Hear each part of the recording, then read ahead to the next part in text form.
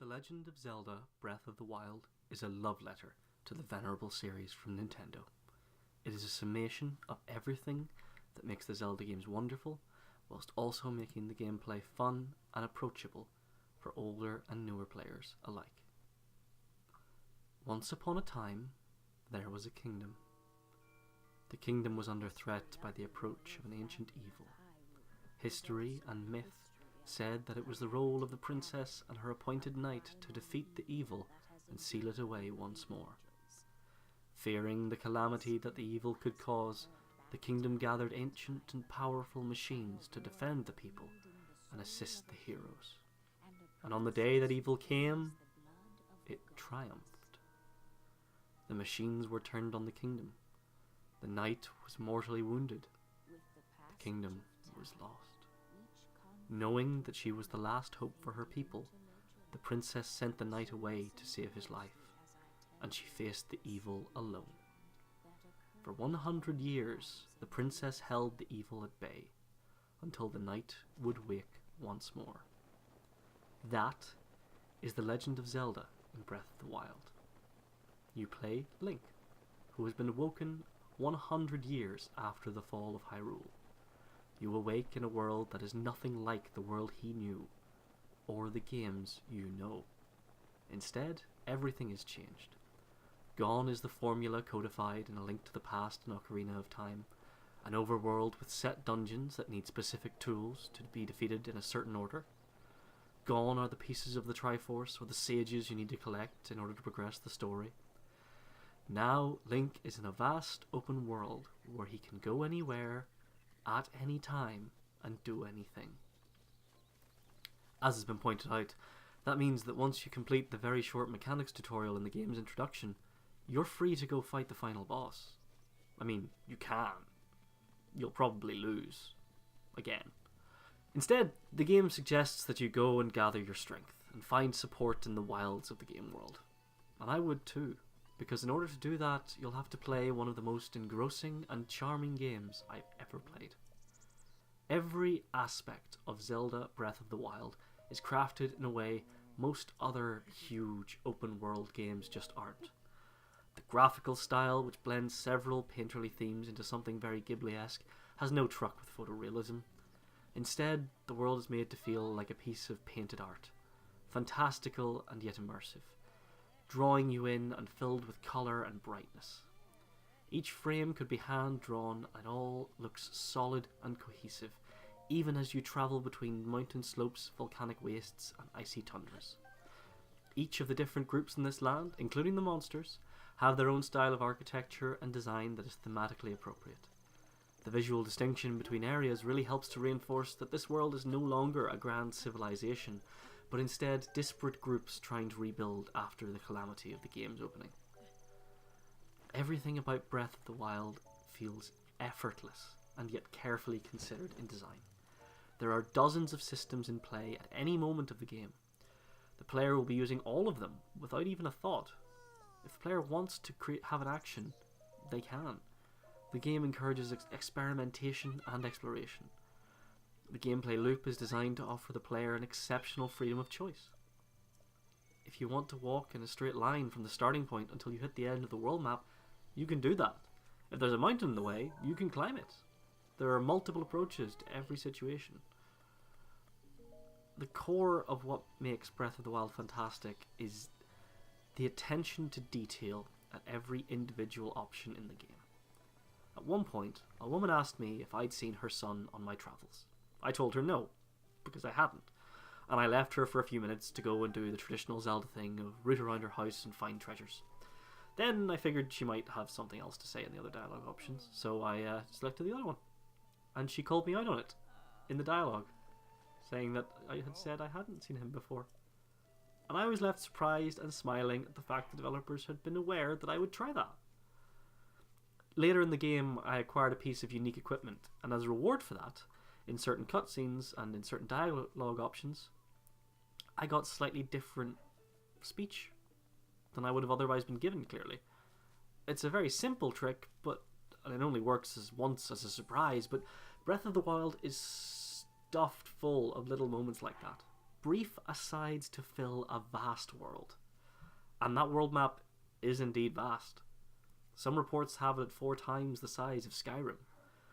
I mean, there's obviously a chance that this game could run into the perennial open world problem of plenty of space and nothing to fill it with. But this game is different, and that is apparent right off the bat. The map initially shows you the starting region, and that's it. There are towers to climb, marked within the first hour of the game by location, which add maps of the new regions to the world map when you climb them. But the difference between this game and something like Assassin's Creed is that this doesn't highlight all of the activities and areas and locations and towns and shrines and areas of interest. Instead, you find them. You physically go and look for them. You can spot things with your telescope from across the map. Sometimes you'll run into fellow travellers who'll mention the name of a place that's somewhere behind them or in front. Sometimes you literally stumble into something while you were aiming for an entirely different objective. Travelling the world and exploring is essential to understanding why this game is fantastic, because it's essential to the game. And the mechanics really do help in proving this. The stamina bar and the climbing abilities, paired with the parasail, they make travel fun and easy. You can climb any object or fly from any height as long as your stamina lasts long enough. And there's plenty of ways to extend that stamina artificially through crafting or resource collection. Even the temperature changes in the world, which can cause the player to take damage, but they're designed to be gotten around. If you don't have warm clothes for Link to change into, hold a weapon that uses the power of fire, and Link will be toasty for as long as you're holding it. You can find workarounds for every situation because, in the most part, there's no one right answer. It means the player is utterly free to explore. In this game, if you walk in a straight line for 5 minutes, something will catch your interest, like one of the many overworld puzzles or shrines. The dungeons of the past games are gone, mostly. There's a few large areas in Breath of the Wild that have their own unique spin on traditional dungeon design, including some very impressive 3D map designs that require you to think laterally. Instead of 8 to 12 large dungeons, there's 120 puzzle shrines scattered around the world. Some of these will require you to solve riddles in the overworld, like finding a location at the right time or using the right item in the right place, whilst others will test your skills with your toolset. A couple are combat trials to see how far you've gathered your strength. Each takes about 10 to 15 minutes to complete and consists of one main puzzle and possibly some optional puzzles within that you can solve for extra treasure.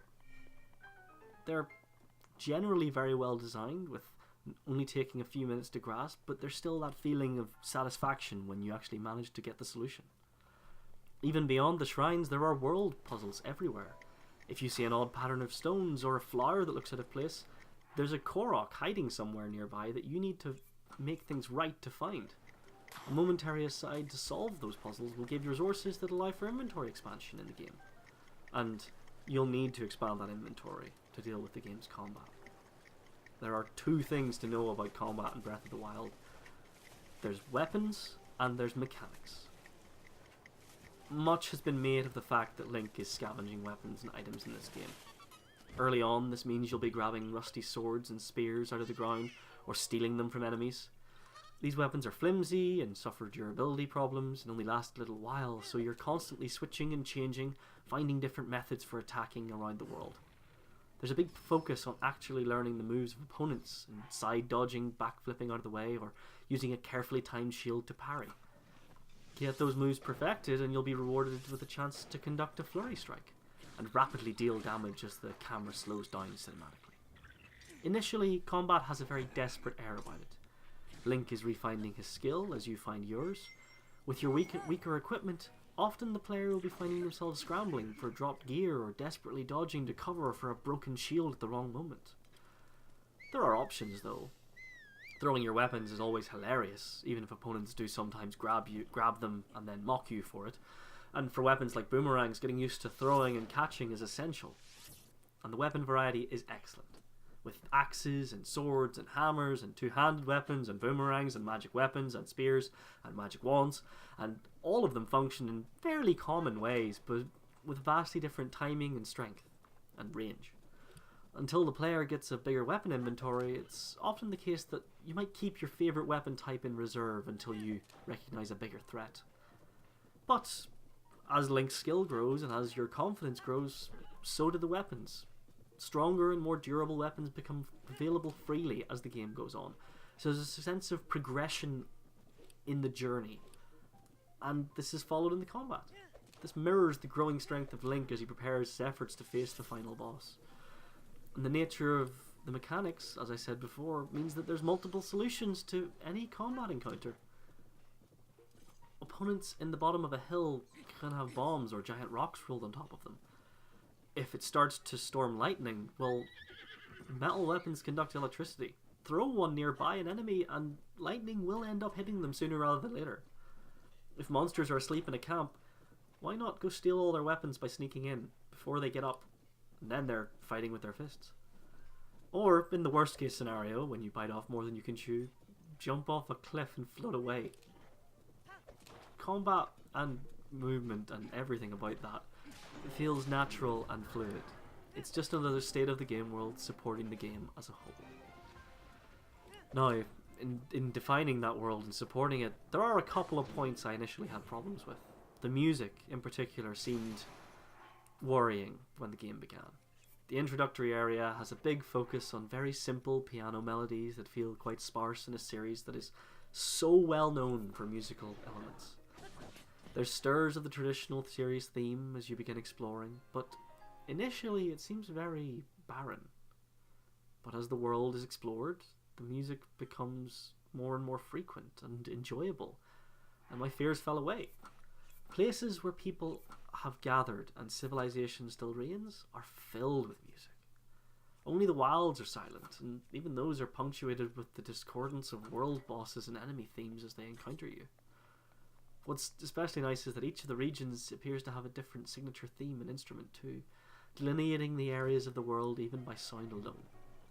In particular, one moment in the Tabantha province in the northwest, and the reprise of a familiar song from Wind Waker, just had me set my controller down and watch the skyline for a little while with joy. Now, I know the voice acting probably won't be everyone's cup of tea. I can see long-term fans having issues with the voices for certain characters not quite matching up to what they've codified in their heads. That's not to say it's bad.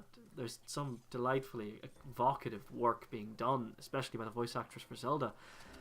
It just might be a shock to have traditionally silent characters talk.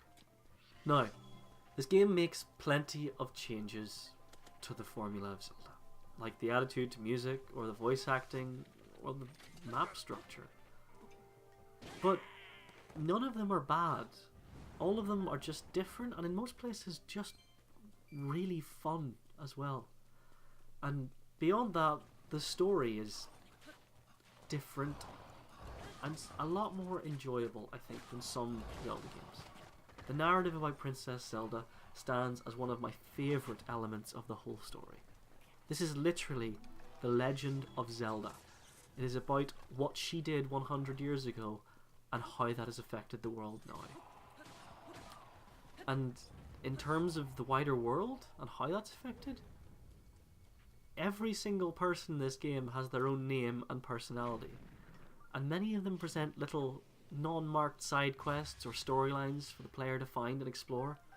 There's so much I haven't even got to cover yet, like the cooking system that's far too enjoyable for something that is just an open world crafting system.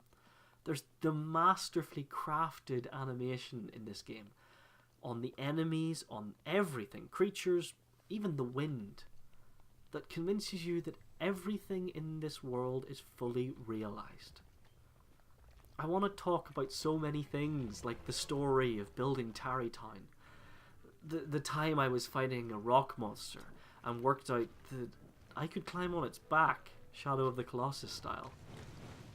There's the unbelievable moment where I thought I was walking into a fairy fountain at the top of a hill, and instead ended up in a 15-minute fight against a world boss, I guess, across several miles of map. There's the revelation that I could drop metal weapons to cheat an electricity-based circuit puzzle. Oh, the secret of Eventide Island. And the many, many references to the older games in the series, while never locking new players out of this game's story. Breath of the Wild is captivating. When playing it, the hours just melted away. Nintendo have gone to great pains to revitalise the Zelda series, while ensuring that the heart of the games, puzzles and adventure and exploration, are still there. This is a game that is worth sinking dozens of hours into. It's so hard not to just get lost in the wilds. And for me, this is a game that is about the Legend of Zelda, and that's why I love it so much. That narrative, paired with astoundingly detailed, yet approachable game mechanics, makes it so special. And I cannot think of a better way to bring new fans to the series while still having the heart that older fans love.